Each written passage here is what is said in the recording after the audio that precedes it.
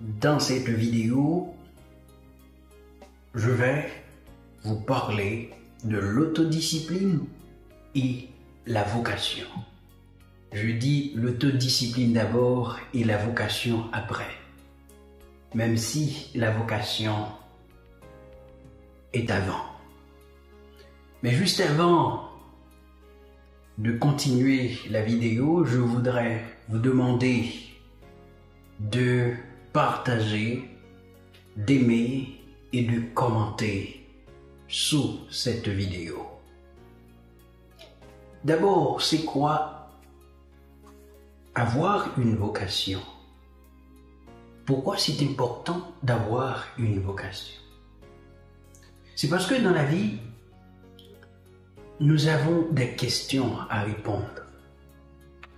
Et la question essentielle, c'est cette question. Mais moi, dans cette vie, quelle est la contribution que je peux donner pour l'amélioration de ce monde? Dans cette vidéo, je m'adresse surtout aux adolescents et aux jeunes. D'abord, c'est quoi la vocation? Dans le temps, on a souvent donné à ce concept une connotation purement religieuse. C'est-à-dire, on pensait souvent que la vocation, c'est quelque chose qui regardait seulement les prêtres, disons la vocation religieuse ou bien la vocation à la vie religieuse, la vocation à la prêtrise. Mais dans cette vidéo, je considère la vocation de manière générale. Parce qu'il existe la vocation professionnelle, la vocation humanitaire, la vocation scientifique. Qu'est-ce que cela signifie avoir une vocation? D'abord, c'est quoi qu'est-ce que cela signifie le mot vocation? Le mot vocation vient du latin vocare, c'est-à-dire appeler. Pour un religieux, pour un chrétien, c'est être appelé par Dieu. Mais si on n'est pas croyant, on peut également avoir une vocation. Être appelé tout court.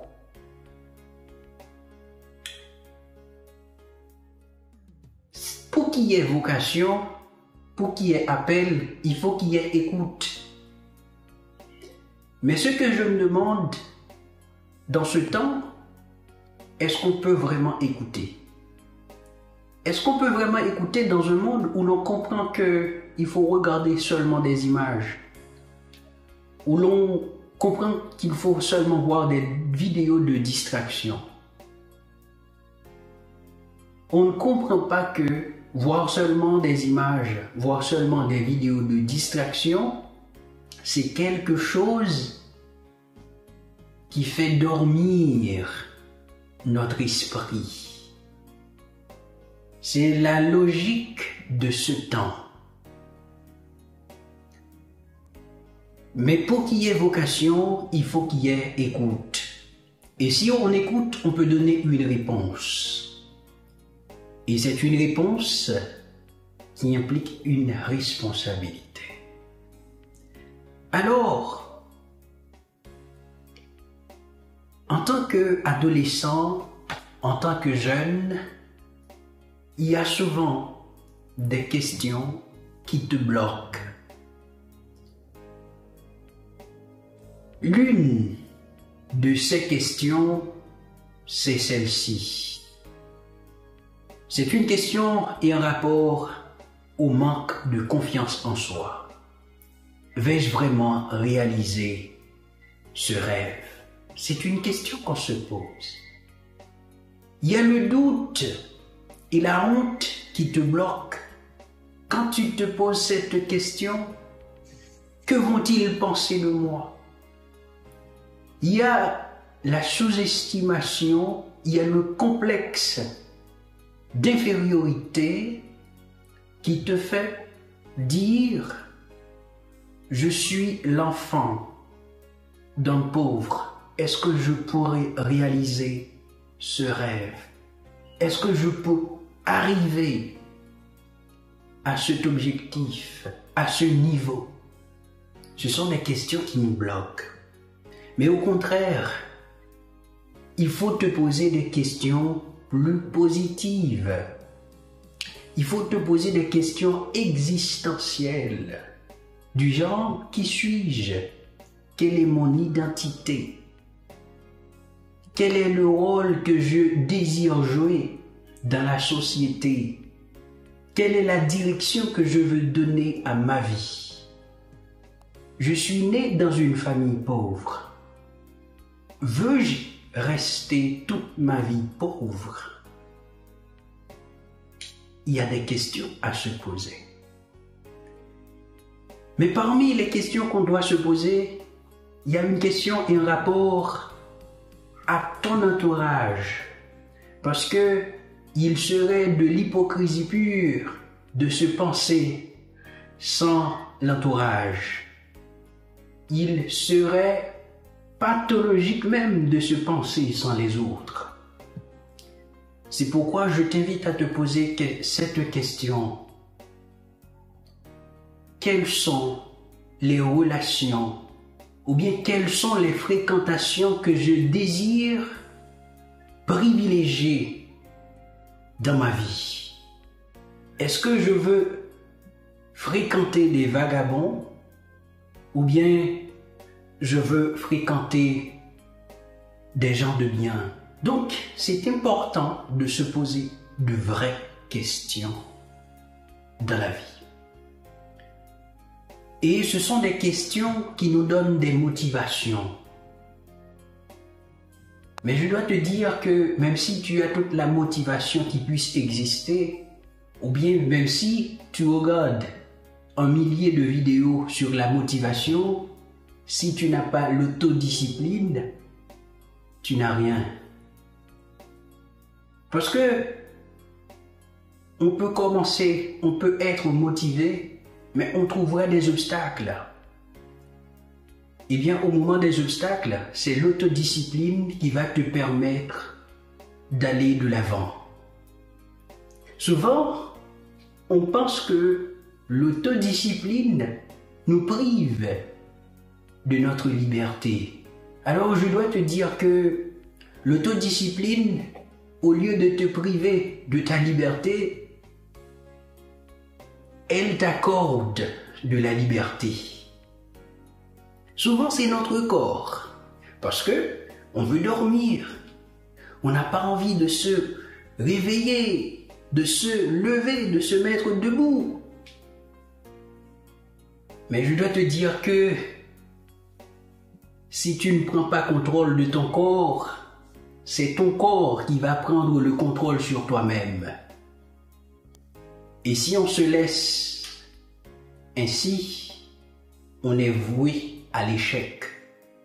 Parce que c'est toi qui dois avoir le contrôle sur ton corps, mais pas ton corps sur toi-même. Donc parfois, il faut se dire, je dois me mettre debout. Je dois me réveiller, je dois travailler, je dois me concentrer parce qu'au commencement, j'avais un objectif, j'avais un but. Donc, c'est très très important d'avoir un but. Même au moment de la déconcentration, au moment des difficultés, des obstacles, et de servir de ces obstacles, de ces difficultés, comme la voie vers ton succès. Souvent, il y a une déclaration très fatale ou bien une mentalité très fatale de certains chrétiens qui disent « Bon, moi je vais laisser tout entre les mains de Dieu. C'est bien de se confier à Dieu. Mais c'est fatal de se dire « Dieu va faire tout pour moi sans mon initiative ou bien sans ma collaboration. Dieu veut faire des choses pour toi, mais Dieu ne va pas faire des choses sans toi.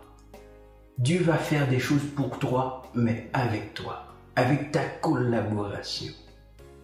À tous ces chrétiens qui ont cette mentalité ou qui font ces genres de déclarations, je veux répondre avec une parole de Saint Paul.